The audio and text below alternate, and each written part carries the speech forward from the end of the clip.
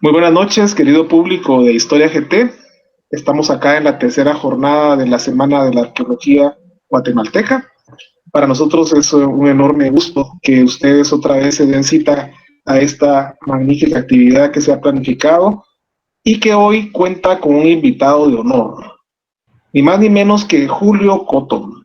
Julio Cotton viene hoy a presentarnos un tema fabuloso, como él tituló, Leyendo Huellas, la manufactura de los objetos de concha encontrados en Nachtún, Petén. Esta jornada entonces va a estar muy interesante porque nos vamos a ir a un tema monográfico fundamental para comprender la antigua cultura maya. Les comento que Julio Alberto Cotton Nimatuj es arqueólogo guatemalteco. Tiene una licenciatura en arqueología por la Escuela de Historia de la Universidad de San Carlos de Guatemala y una maestría en arqueología por el Colegio de Michoacán, México. Ha trabajado en campo y en laboratorio en varios proyectos de investigación en sitios arqueológicos como Nachtún, Cancuén, Ucanal, Huachactún, El Tintal y El Mirador. Sus investigaciones actuales giran en torno al estudio de conchas en contextos arqueológicos, involucrando temas como redes de intercambio, uso de estos recursos y técnicas de manufactura de los objetos hechos con esta materia prima. Así que le damos la bienvenida a Julio Cotton, indicando que esta exposición tendrá una duración aproximada de 45 minutos y posteriormente vamos a proceder a leer las preguntas que nuestro querido público plantee vía Facebook Live. Así que todos y todas, bienvenidos y bienvenidas. Julito, bienvenido. Muchas gracias, Salvador. Gracias por la invitación a Historia GT. Es un honor estar compartiendo esta noche con ustedes. Y vamos a comenzar con la presentación de esta noche que se titula Analizando Huellas, la manufactura de los objetos de concha en Nachtún, Petén, Guatemala. Para comenzar, solo quisiera contarles cómo surgió el interés por parte mía de investigar este material que aquí en Guatemala no se estudiaba mucho. Y fue a raíz de ver que en las escenas de la cerámica prehispánica y también en figurillas, como en otro tipo de materiales como las estelas, habían representaciones de concha. Y aparte que hace varios años tuve la oportunidad de trabajar en un proyecto en donde no tuvimos campo en esa ocasión como este año, y se nos solicitó hacer una investigación sobre materiales arqueológicos y por azares del destino paré estudiando conchas, pero en ese momento pues yo no sabía nada, así que me aboqué con biólogos aquí en Guatemala y así empezó como toda esta travesía en, como dice Lourdes Suárez 10, este universo maravilloso, ¿verdad? De entre las conchas y los caracoles. Y entonces ya para comenzar o contextualizar, Nachtún es el sitio donde proviene el material que yo he estado estudiando en los últimos años, y este sitio se localiza en lo que es el actual biotopo Nachtún Dos Lagunas, en el norte del departamento de Petén, muy cerca de la frontera con Campeche. Está únicamente a más o menos 2,5 kilómetros a pie. Y este sitio se localiza aproximadamente a 30 kilómetros al sureste de Calakmul, en México, y más o menos a 60 kilómetros al noreste de Tikal. Aquí podemos ver pues, buenas imágenes de estas dos ciudades que fueron rivales durante mucho tiempo en el periodo clásico, que este periodo abarca más o menos del 250 al 900 después de Cristo. La historia de Nachtún se remonta a finales del preclásico tardío, más o menos hacia el 150 después de Cristo. Es que se tienen las primeras evidencias de la ocupación en el sitio a través de las excavaciones que se han realizado desde el 2010 por parte del proyecto Petén Norte Nachtún, que es un proyecto franco-guatemalteco. Se ha recuperado una gran cantidad de material cerámico que los ceramistas han estudiado, y a través de este estudio se ha logrado establecer la cronología del sitio, que es la que podemos ver acá. Y La historia del sitio, como les digo, comienza desde finales del preclásico tardío y se extiende hasta más o menos el 950, quizás 1100 después de Cristo. Es una ocupación continua, aunque cabe mencionar que hacia el 400, 650 más o menos después de Cristo, al parecer hay menos densidad poblacional. Y el material que yo estudié para mi tesis de licenciatura, que es lo que estoy presentando esta noche, se sitúa entre el 750 y el 950 después de Cristo, en lo que se conoce para la cronología de Nashtum como Maash III y Much I. Nashtum cuenta con dos grupos monumentales que poseen arquitectura cívico-ceremonial. Es el grupo A, uno de ellos, y el grupo C, el otro.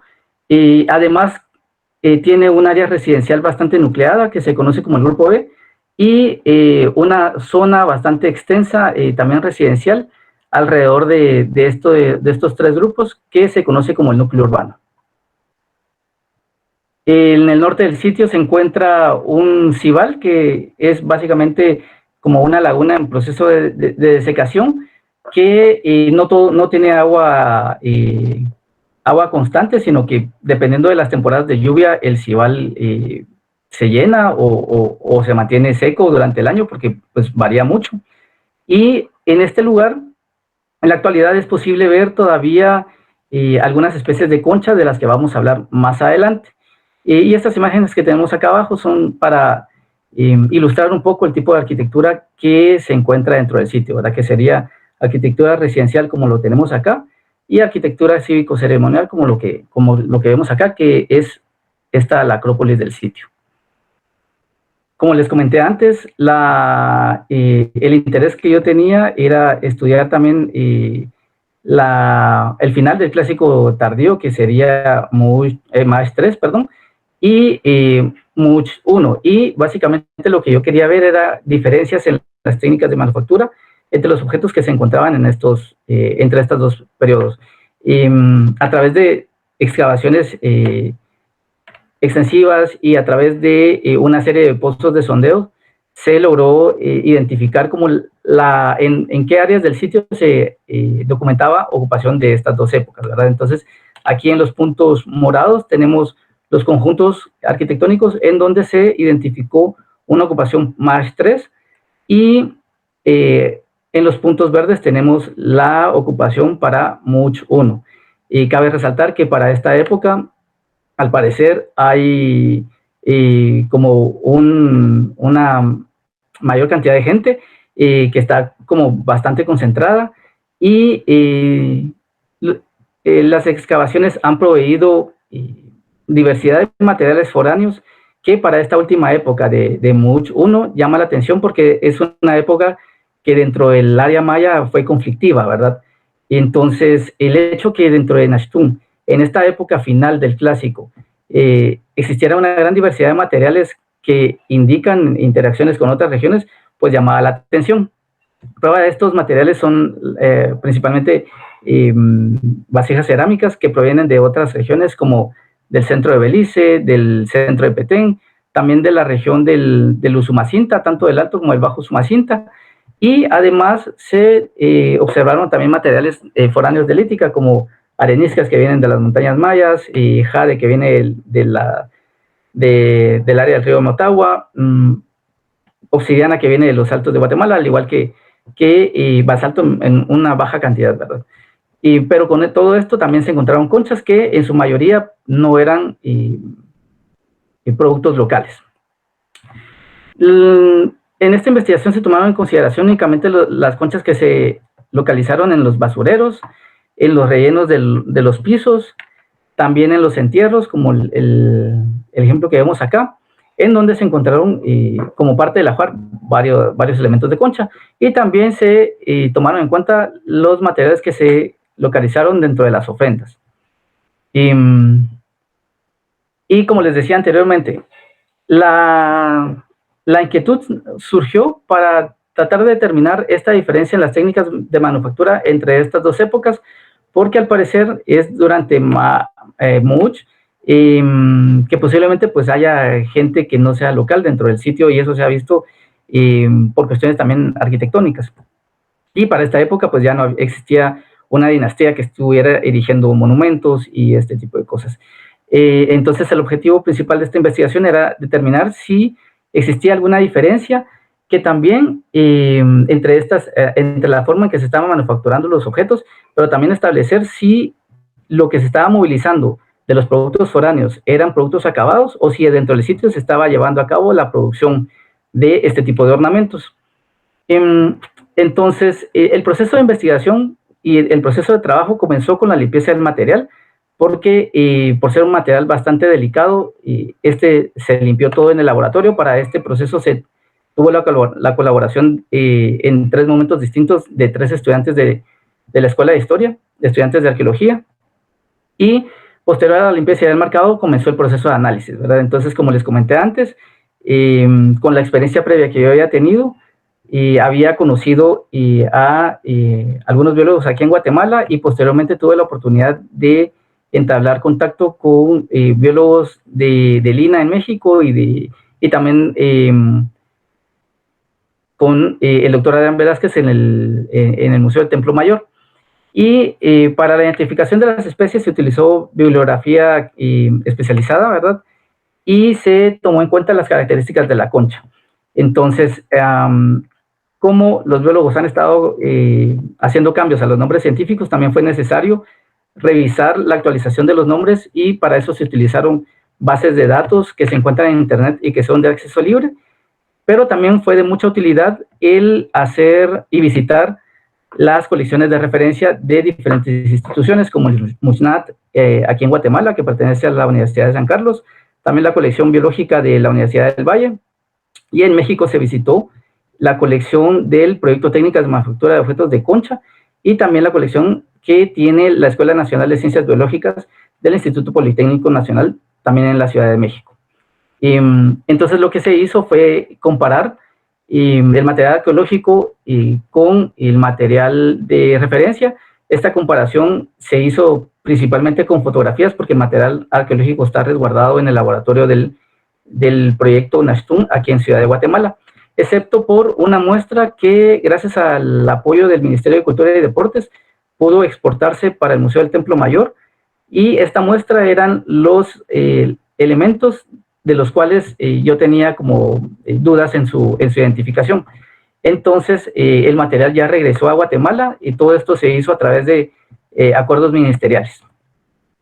Y aquí, pues, unas fotografías de la gente que me ha ayudado.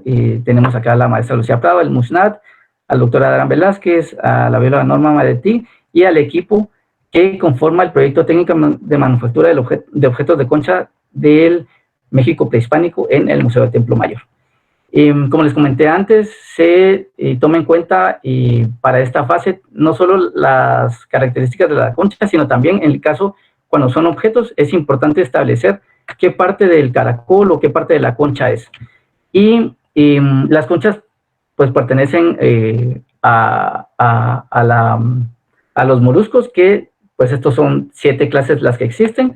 Dentro de la colección de Nashtum se identificaron 3, que son la clase gastrópoda, que comúnmente se le conoce como caracoles; la clase bivalvia, que se conoce comúnmente como conchas; y la clase escafópoda, que se conoce como colmillos de elefante por la forma que tiene.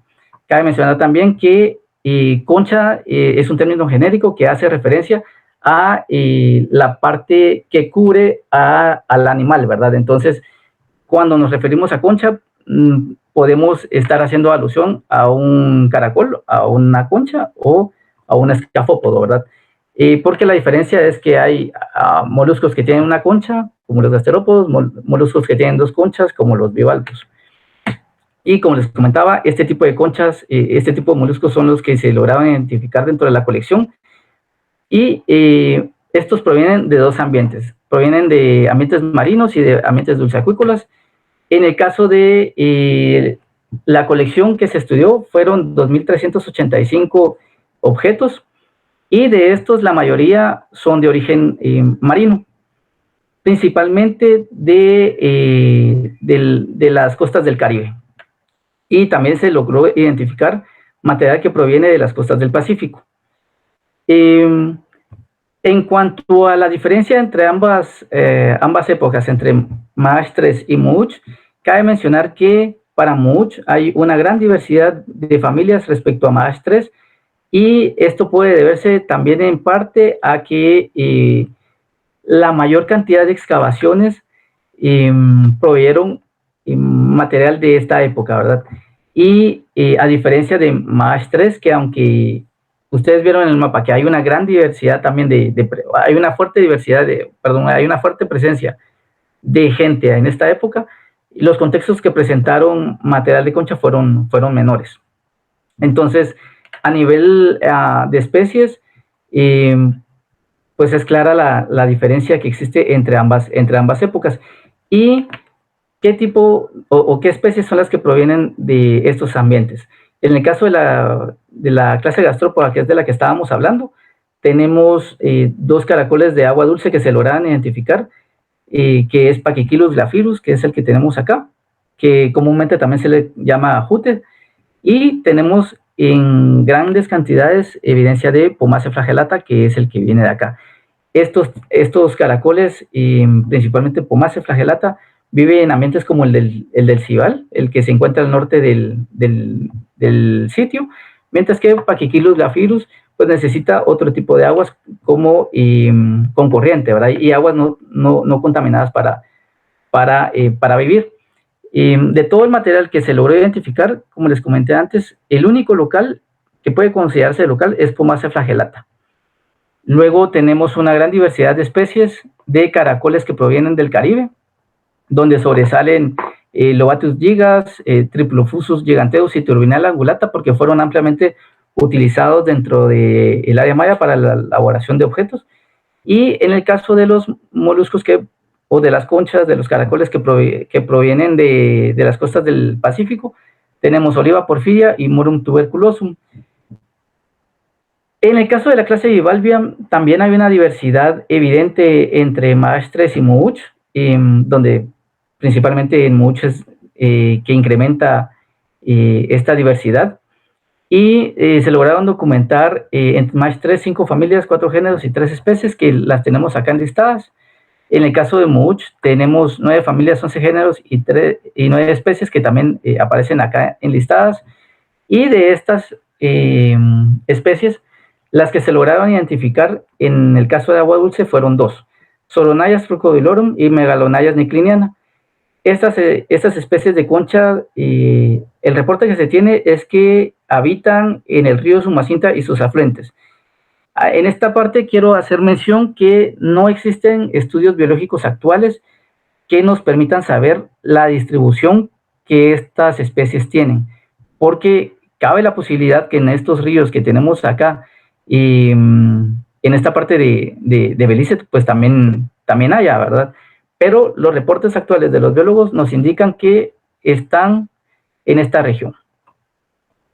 En el caso de las conchas que vienen del Caribe, como veíamos antes, pues hay una diversidad bastante amplia, pero estas en general son conchas relativamente pequeñas, porque las conchas grandes, y de la cual se hicieron varios objetos que vamos a ver más adelante, provienen de las costas del Pacífico, y en este caso sobresalen Spondylus crassesquama, Spondylus limbatus y Pinctada mazatlánica, que en el caso de Pinctada mazatlánica es la que comúnmente se conoce como madre perla, y es una concha nacarada.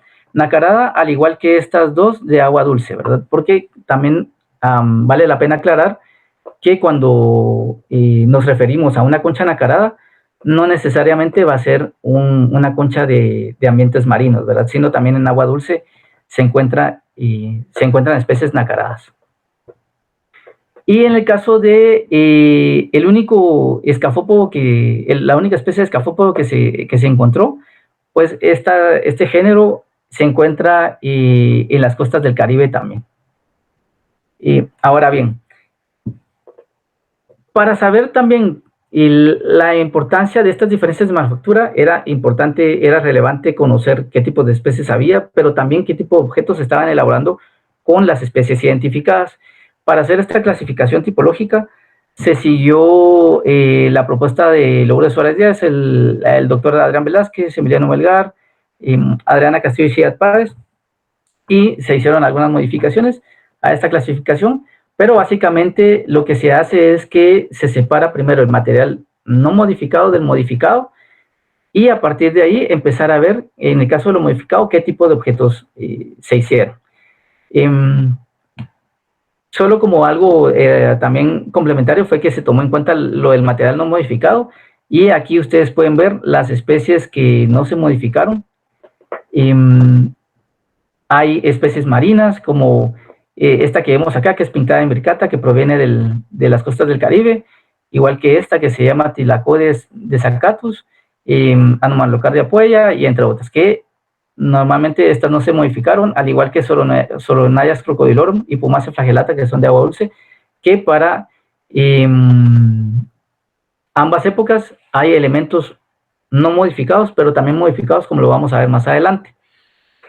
Y en el caso de lo modificado, que es lo que nos interesa para saber las técnicas de manufactura de los objetos, estos objetos se dividieron de acuerdo a su uso, y esto se realizó viendo las características morfofuncionales que presentaba cada uno de ellos.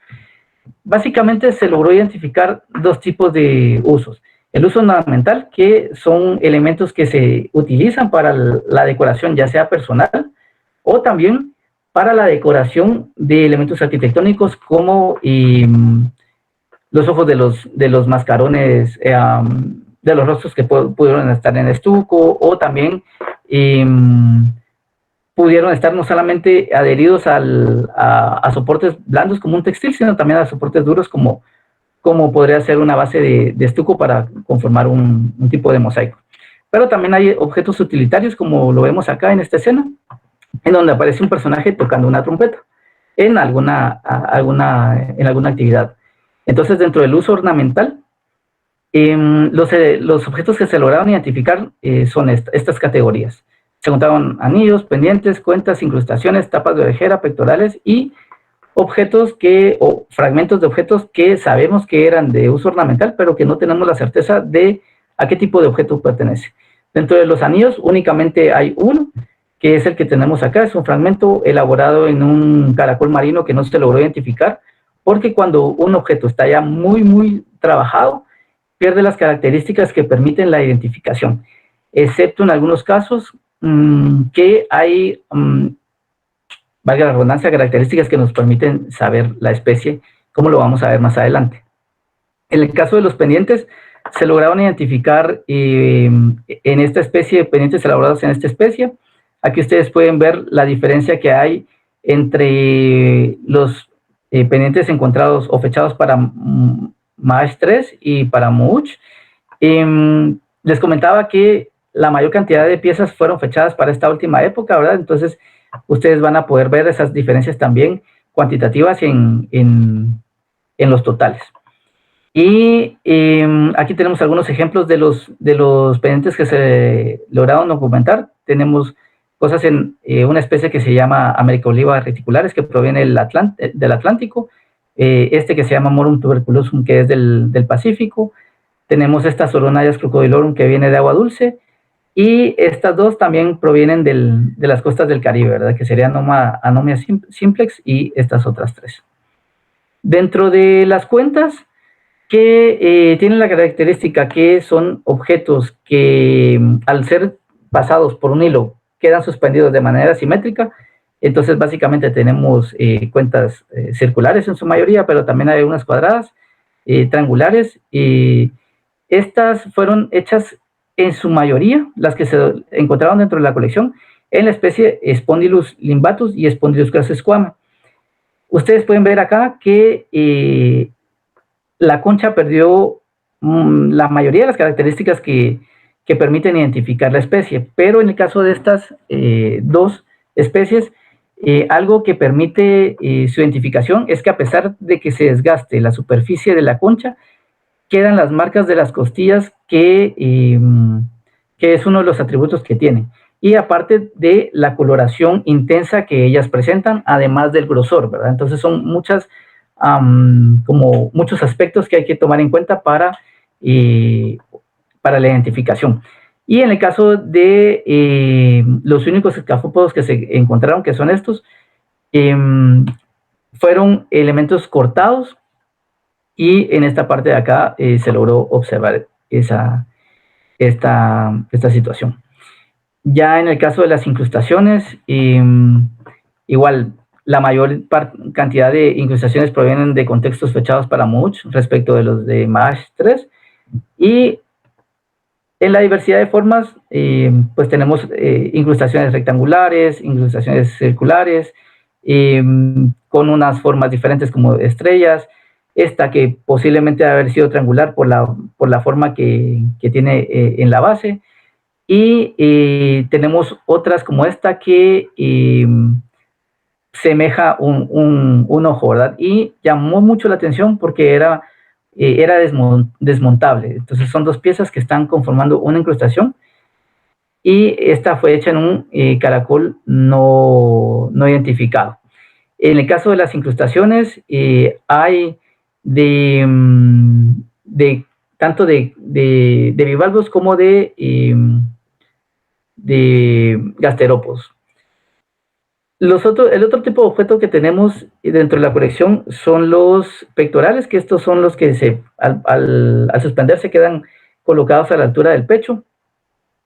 Hay también una variedad de formas, y los que llamaron mucho la atención fueron estos de Pomace flagellata, porque al ser un recurso relativamente de fácil acceso, porque pudo haberse obtenido del Cibal al norte del sitio, se encontraron dentro de contextos de élite. Y se tienen pectorales ya en otras especies foráneas a Nashtun, como es el caso de este que tenemos acá, hecho en un Lobatus gigas, que era el caracol rosado, que se le llama comúnmente también caracol reina. Luego tenemos este pectoral que fue hecho en una concha de agua dulce, y este que fue hecho en un caracol del género Turnella angulata, que pareciera simular posiblemente como una mano en esta posición.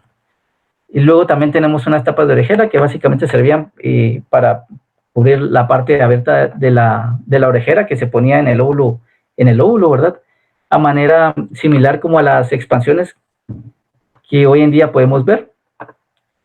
Y en este caso, las tapas de orejera fueron únicamente las que vemos aquí en la imagen, una elaborada en un caracol marino no identificado, y las otras elaboradas en Spondylus classisquama, que es la que proviene del Pacífico. Les comentaba también que había una serie de fragmentos de objetos que no sabemos con certeza a qué tipo de objeto viene, pero seguramente son de uso ornamental, como los que vemos acá. Y los objetos de uso utilitario fueron muy poquitos. Únicamente tenemos estos, que son dos fragmentos de recipientes que en el interior de ellos aún se conservan restos de pigmento, por lo que se asume que pudieron haber servido para artesanos que se dedicaban a la decoración de vasijas. Y esto se propone porque el grupo donde se encontraron estas dos piezas tiene otros indicadores que hacen suponer que la gente que ahí vivía se dedicaba a esta actividad. Luego tenemos esta trompeta, que fue hecha en una especie que se llama Cassis tuberosa, que se localizó dentro de un basurero. Y también tenemos un punzón que básicamente sirve para perforar, ¿verdad? Entonces, la característica de los punzones es que pueden estar quebrados generalmente o desgastados de la punta, como el que tenemos en la pantalla. Además, se localizaron varias piezas que presentaron evidencia de trabajo, ¿verdad? Tenemos evidencias de corte, de desprendimiento quizás por percusión, y cosas que quedaron en proceso de manufactura, como estas conchas de agua dulce que vemos acá, en donde se le ve el trabajo en la orilla. Y además hubo una cantidad de piezas o de fragmentos que no fue posible establecer si estaban o no trabajados, por lo que se decidió dejarlos como indeterminados. Entonces, habiendo establecido las especies y los tipos de objeto que se elaboraron o que se encontraron en Nashtun, se procedió a hacer el análisis tecnológico, que esto nos iba a permitir conocer el tipo de manufactura que se estaba o que se llevó a cabo para la elaboración de estas piezas.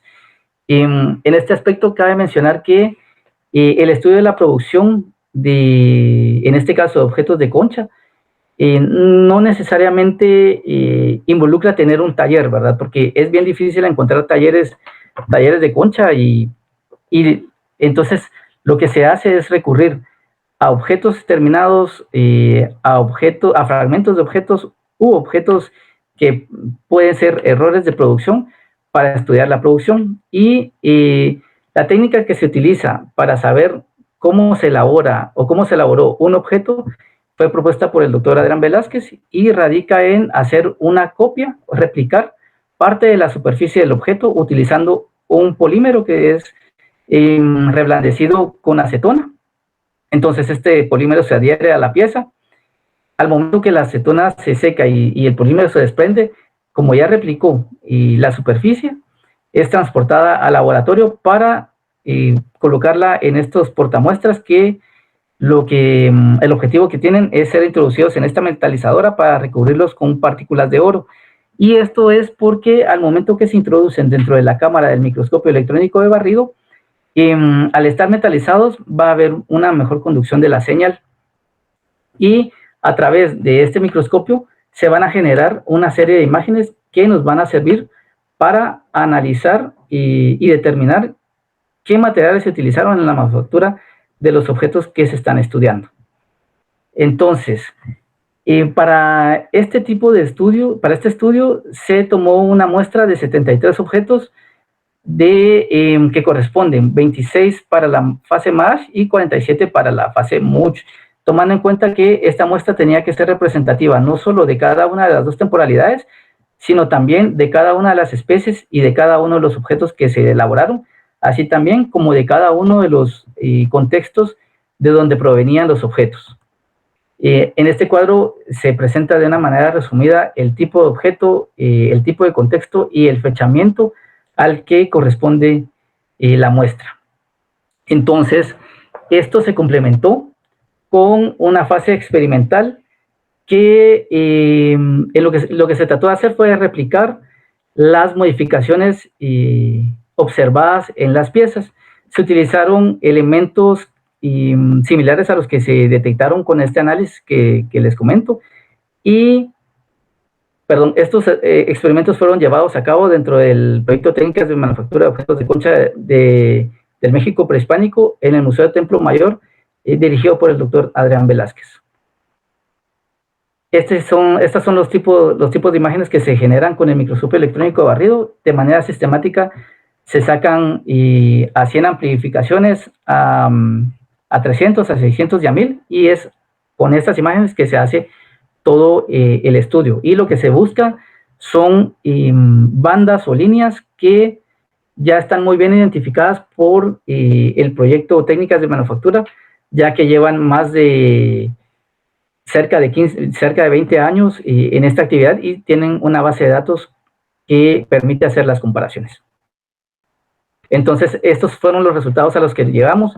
Se logró establecer que los desgastes se realizaron con estos materiales, los cortes con estos, las incisiones, las perforaciones y los calados, pero para eso vamos a ver un poco de las imágenes que se lograron producir a través del microscopio. Entonces, en los desgastes se logró establecer que tanto para MASH como para MUCH se utilizó principalmente arenisca, que recordemos que esto viene de las montañas mayas, pedernal, que es una materia prima que sí puede considerarse como local. Luego también llamó la atención que en las conchas nacaradas aparecieron marcas que parecían ser de basalto. Y en el sitio se ha encontrado este tipo de material. Entonces, acá tenemos las micrografías de los objetos arqueológicos. En el caso de la arenisca, la característica es que presenta bandas y líneas entrecruzadas, y esto se comparó lo arqueológico con la base de datos del proyecto de técnicas de manufactura para lograr establecer esto, ¿verdad? Entonces, además se compararon con los experimentos que se desarrollaron dentro de este estudio. Y Entonces tenemos acá las marcas de arenisca para objetos, para el desgaste de objetos similares a estos. En el caso del pedernal, que también fue utilizado para los desgastes, la característica es que puede presentar líneas paralelas bastante evidentes, como lo tenemos acá.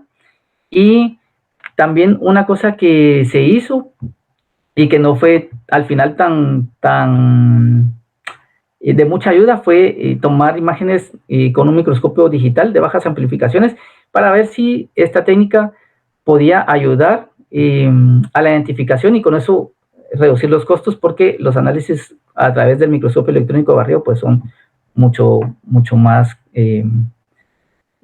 caros, ¿verdad? También se determinó, como les digo, el uso de basalto. Entonces aquí tenemos las marcas, que son básicamente huellas, bandas de más o menos 100 micras, las que se logran establecer. Y en el caso del corte, tanto para Match como para Much, se logró establecer que estaban utilizando principalmente pedernal y en menores cantidades obsidiana.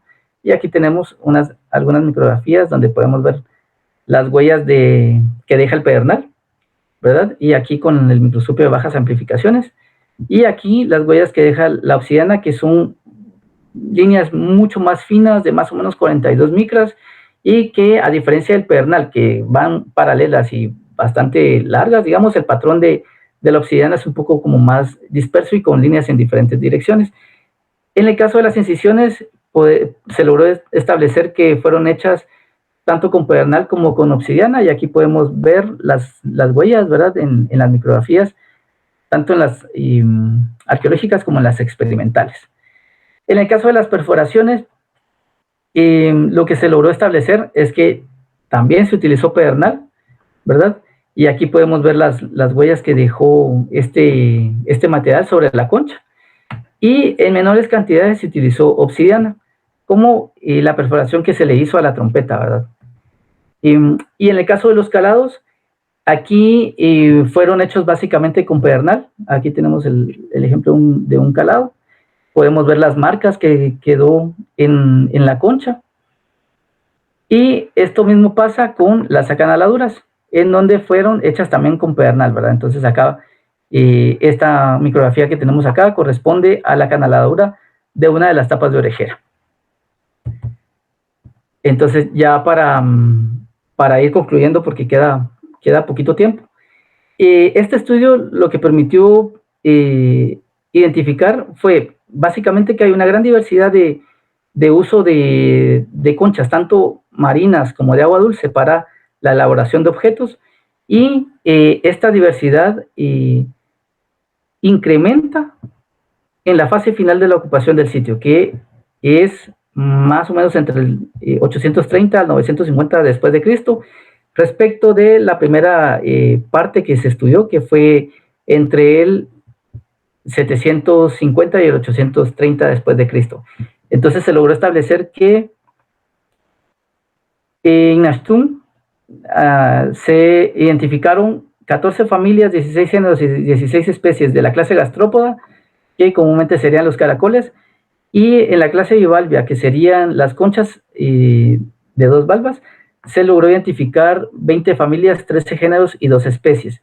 Pero también se estableció la presencia de otra clase de molusco, que es la escafópoda, de la cual se tiene una familia, un género y una especie.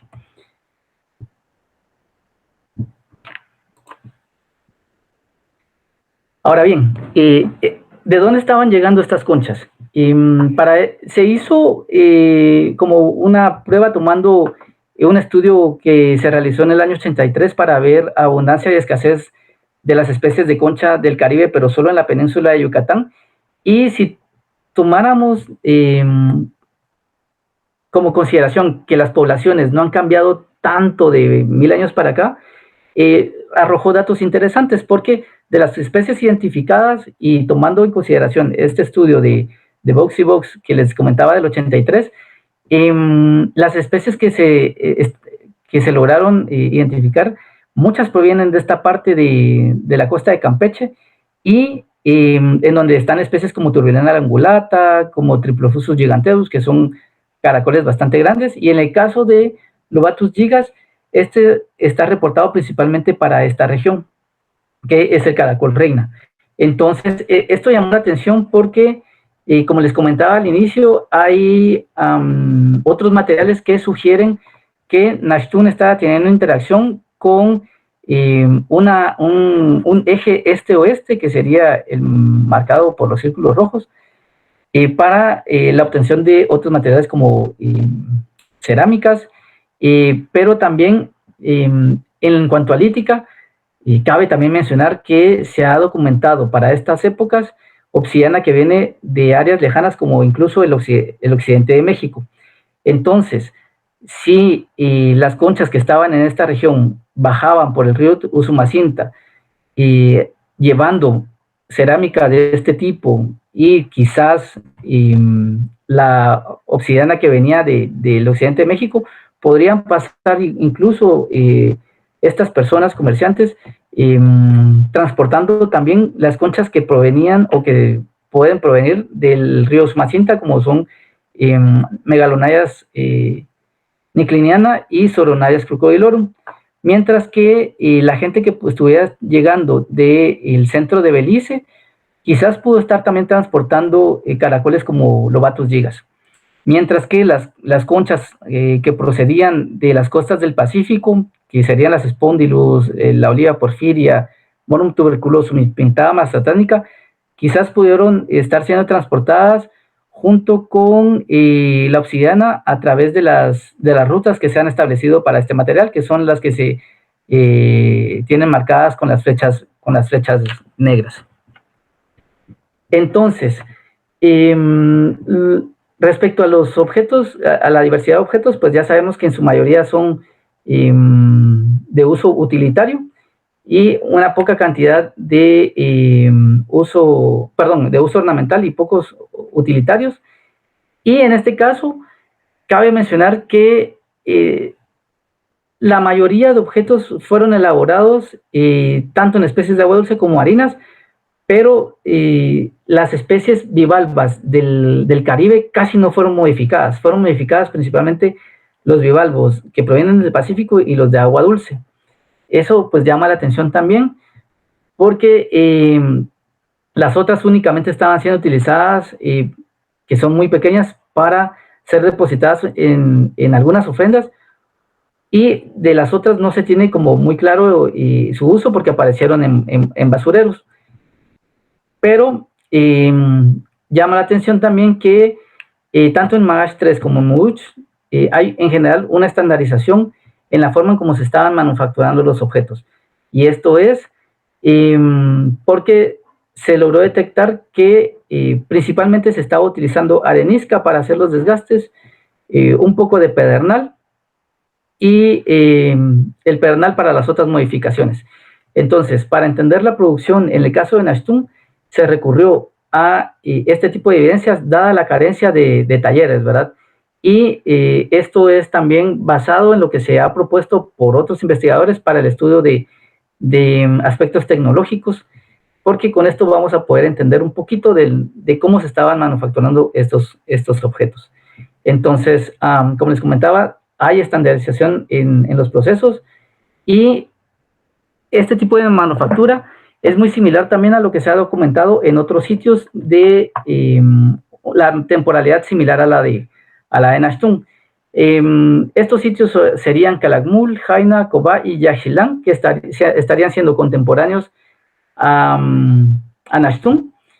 Y lejano en el sitio, pero con una manufactura parecida, está el sitio de Yaxuná, ¿verdad? Lo único que este sitio está fechado para el material que se tiene analizado para este sitio está fechado para el preclásico.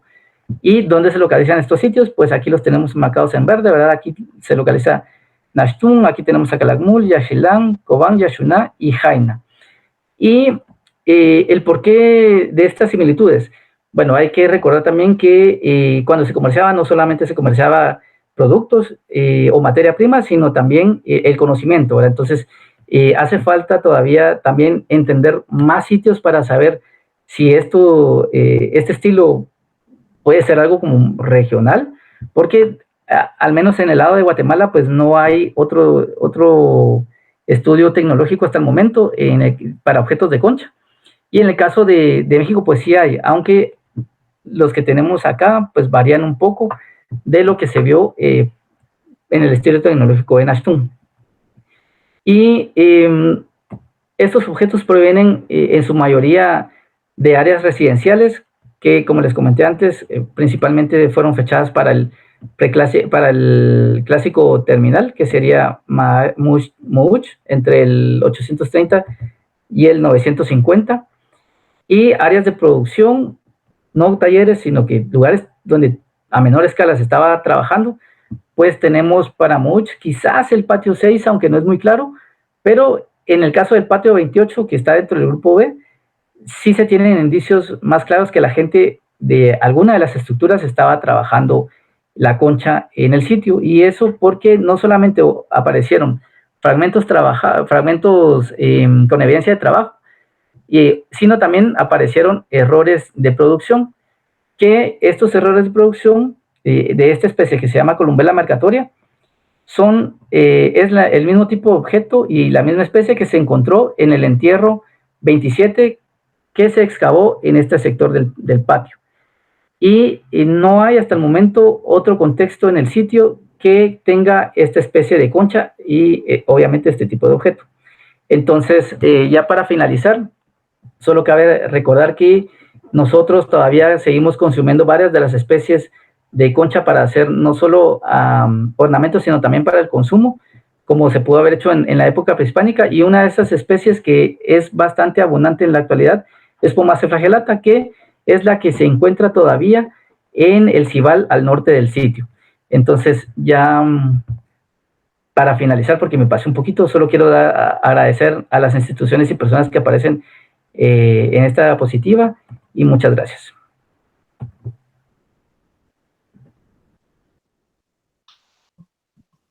Excelente. Muchas gracias, Julito, muy amable. Tu presentación ha sido muy elocuente y eso ha implicado que mucha gente en nuestras redes sociales esté muy entusiasmada, y por eso te vamos a compartir las preguntas, Julito. Fíjate que queremos contarte que hay audiencia desde las hermanas repúblicas de Argentina, México, El Salvador. Es decir, se está transmitiendo pues, gracias a estas redes, y está llegando a muchas personas interesadas en tu trabajo, Julito. Aquí hay una pregunta muy interesante que la hace el doctor Carlos Oliva, quien él es un médico, también es historiador, y él es un asiduo público de este grupo Historia GT. El doctor Oliva nos pregunta si el microscopio de barrido, en qué institución se trabajó, cómo fueron los resultados que obtuvieron. Perdón, sí, olvidé comentar. Yo tuve acceso al microscopio electrónico de barrido gracias al proyecto técnico de manufactura, porque el microscopio pertenece al INAH y pues el Museo del Templo Mayor también, y el proyecto técnico de manufactura que dirige el doctor Velázquez, pues él también es parte del INAH. Entonces, a través de ese apoyo se logró tener acceso al microscopio. Fabuloso, gracias. Hay una pregunta que incluso yo también hubiera querido hacerla, pero Herbert Castellanos la plantea. Yo sé que lo mencionaste ahí en tu disertación, pero pregunta si encontraron Spondylus. Sí, se encontró, la Spondylus que se encontró principalmente viene de una ofrenda en donde habían un poco más de 450 cuentas. Y la Spondylus, porque, solo para aclarar, hay Spondylus también en el Atlántico, en el Caribe, pero la que se documentó en el sitio son las dos especies que están reportadas para el Pacífico, que es Spondylus crassiscoama y Spondylus limbatus. Excelente, fabuloso. Y obviamente esta nos lleva a otra pregunta, que la Spondylus, como sabemos, era utilizada mucho por las élites, ¿verdad? Pero dice Héctor Quesada, estos objetos, según su manufactura, ¿eran parte del tributo de la élite gobernante o un intercambio de bienes de uso? No, hasta el momento no hay para el clásico tardío terminal evidencia que en el sitio se hubiera estado trabajando la espondylus. Entonces es muy seguro o muy probable que estos objetos hayan llegado terminados, quizás como parte de intercambio. Porque como te digo, hasta el momento de espondylus, aunque tenemos los objetos, no hay evidencia de producción.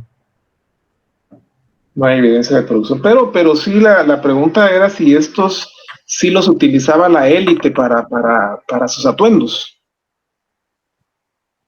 Sí, fue utilizado para la ornamentación, y en el caso de la ofrenda, pues seguramente después de haber sido utilizado, fue depositado como algo votivo, ¿verdad? Algo para una ofrenda. Una ofrenda, porque esa ofrenda fue hecha para la construcción de un edificio que quedó inconcluso. Entonces, ese es el contexto de esa ofrenda. Excelente. Nos comenta Juan Alberto Sandoval, colega historiador, ¿las areniscas es una técnica de desgaste por abrasión? ¿Si era utilizada para transformar la superficie y pulirla o solo para transformarla? Sí, la arenisca, como les comentaba, esa roca sedimentaria viene del área de las montañas mayas. En el sitio se ha encontrado manos de moler y piedras. Y la concha, lo que se hacía era frotarla sobre la arenisca para desgastar toda la superficie y en el caso, digamos, del espondylus, hacer que saliera el color, porque, digamos, aunque tienen color, tienen una superficie irregular, entonces servía para eliminar todo eso, ¿verdad? Fabuloso. Por medio de fricción. Excelente, excelente. Omar Schwender, que por cierto va a ser el expositor del viernes, nos pregunta, bueno, dice primero que es muy interesante, que te felicita, y él pregunta qué uso pudieron tener esas estrellas de 5 o 6 puntas talladas en caracol reina. Eso era un pectoral. El objeto era un pectoral y entonces era para suspenderse y colocarse a la altura del pecho, como un dije, digamos, como lo que actualmente se utiliza como dije. Perfecto, gracias. Un colega que se nombra Henry consulta si estas especies no identificadas podría ser simplemente porque ya están extintas, y al mismo tiempo pregunta si quieres contestar esa primero. Ya, cuando no se logra identificar en los objetos que están muy trabajados es porque ya se perdieron las características, entonces puede ser de alguna de las especies que identificamos en otro objeto, pero que en esa pieza específica no se logra tener evidencia concreta para decir, esta es esta especie, ¿verdad? No tanto porque sea extinto, sino porque no tenemos elementos para decir. Perdieron. Se perdieron. Gracias. La otra pregunta, él dice, ¿y cómo se relaciona la taxonomía con los hallazgos arqueológicos de Concha? Bueno, o sea, la identificación de las especies nos ayuda a entender, primero, si el recurso es local o foráneo, y si es local, de dónde viene. Y eso abre otras puertas, ¿verdad? Abre puertas para empezar a mostrar cosas de relaciones de intercambio. Y aparte también, el hecho de tener la identificación de las especies y establecer una tipología de objetos nos permite entender como la selección de las especies para elaborar los objetos, porque, como les decía antes, no todas las especies se utilizaron para hacer objetos, y en todo caso no todas las especies hicieron los mismos tipos de objetos, ¿verdad? Entonces, para eso nos sirve la identificación de las especies así como a manera general. Fabuloso, Julito. Aquí te manda a saludar Fátima Tech Paul desde Mérida, Yucatán. Dice que es un buen trabajo y una buena aportación para la arqueología de Guatemala. Un abrazo, Julito. Gracias, Fátima. Es interesante, por ahí viene Julio Menchú de este colectivo. aprovecha la coyuntura para preguntar de manera privilegiada. Dice él, ¿hay alguna hipótesis sobre el por qué eran colocadas en las ofrendas? Es decir, si saben cuál era su uso ritual. Pues están relacionadas como con el agua y el agua con el inframundo. Entonces, digamos, está relacionado mucho con eso, ¿verdad? Sí, definitivamente, gracias. Leonardo Lechado Ríos pregunta, para el análisis de huellas de uso en artefactos líticos, ¿qué probabilidad hay de que países centroamericanos podamos acceder a él en articulación de INSTITS? Huellas de manufactura sería, porque huellas de uso, digamos, Emiliano Melgar está a cargo de el proyecto de técnicas de manufactura, pero de objetos de lítica. Entonces, él ha estado aplicando la técnica porque él comenzó analizando concha y luego empieza a analizar lítica bajo la misma técnica y funciona para entender la manufactura. Ahora, para huellas de uso, yo imagino que también ha de funcionar, pero no sabría, o sea, hay una francesa que está haciendo análisis de huellas de uso con lítica, pero en Francia. Entonces, si a él le interesa, podríamos platicar para que yo le comente del contacto. Fabuloso, Julito. Muy bien, hay una pregunta muy interesante de Otto Rodrigo Román de León. Él pregunta si entonces, a partir de todos estos hallazgos, se puede deducir que hay una larga red de comercio para el clásico tardío. Yo pienso que sí, porque, o sea, estamos teniendo materiales foráneos de diferentes lugares, no solo del área de Petén o de las tierras bajas mayas, sino también de regiones lejanas como las costas del Pacífico, que lo que sí hay que tomar en cuenta es que al decir Pacífico, y el área donde se distribuyen las conchas es muy amplia. Y en el caso de Spondylus, requiere condiciones que no hay en las costas de Guatemala, entonces no sabemos de dónde las estaban llevando. Quizás de El Salvador o de Oaxaca, o no sé, pero que había una red de comercios, eso sí es indiscutible. Fabuloso ese cuestionamiento y tu respuesta también. Gracias. Herbert Castellanos, él tiene una curiosidad concreta sobre el nombre de dos especies. A él le parece que las espóndilos que mencionabas eran la Princeps, la S. Princeps y la S. calcifer.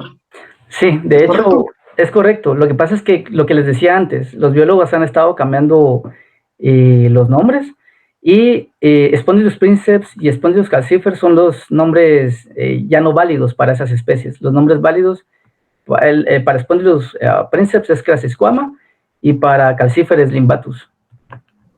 Entonces, para verificar eso, hay bases de datos en internet. Excelente. Aquí Aristides Manolo Cardona está hablando que en el Perú también se han encontrado, hay presencia de Spondylus. Entonces el Pacífico peruano también tendría que tener, ¿verdad? Sí, de hecho, la provincia, porque digamos, los mares están separados por provincias de acuerdo como a características ambientales y entonces la provincia que abarca a Mesoamérica se llama Ampanámica y comienza en el Golfo de California y se extiende hasta el norte de Perú. Entonces, en esa gran región se pueden encontrar las mismas especies, pero no quiere decir que a lo largo de toda la costa la abundancia sea la misma, ¿verdad? Muchas gracias, estimado Julito. A ver, quisiéramos saber si alguien del colectivo por acá tiene alguna pregunta, aprovechando la presencia acá de nuestro directo expositor de hoy.